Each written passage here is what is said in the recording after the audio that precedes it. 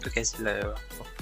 ये आपके सामने दिख रहा होगा, fn0 इंटू xn बटे n फैक्टोरियल।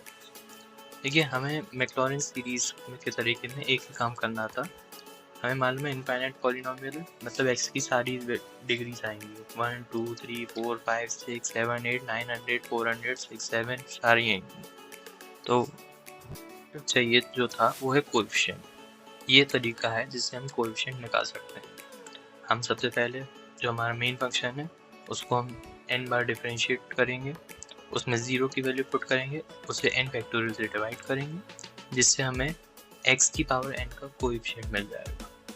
नहीं समझ में आया होगा फिर 10 सेकंड पीछे जाइए, दोबारा सुनिए, फिर सुनिए, समझ में आएगा ज़रूर। चलिए एक एग्जांपल समझते हैं।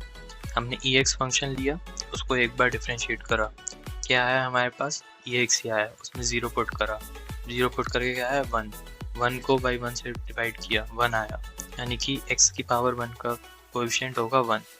फिर से किया हमने ऐसे, तो हमें अगले टर्म्स मिलते जाएंगे। ठीक है, हम आगे एक और एग्जांपल करेंगे, एक अच्छा एग्जांपल लेंगे हम। ये मैंने बुकिश लैंग्वेज में लिख दिया है कि मैक्लॉरिन सीरीज कैसे और निकलती है।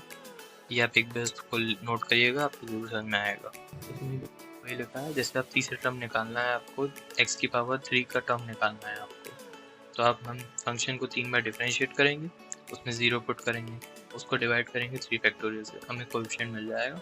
हम x3 लगा के तो टर्म लिख देंगे और हम आगे बढ़ेंगे, अगला टर्म निकालेंगे इससे।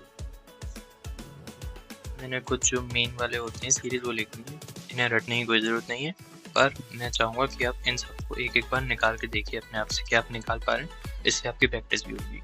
EX में मैं आपकी मदद कर दे रहा अभी।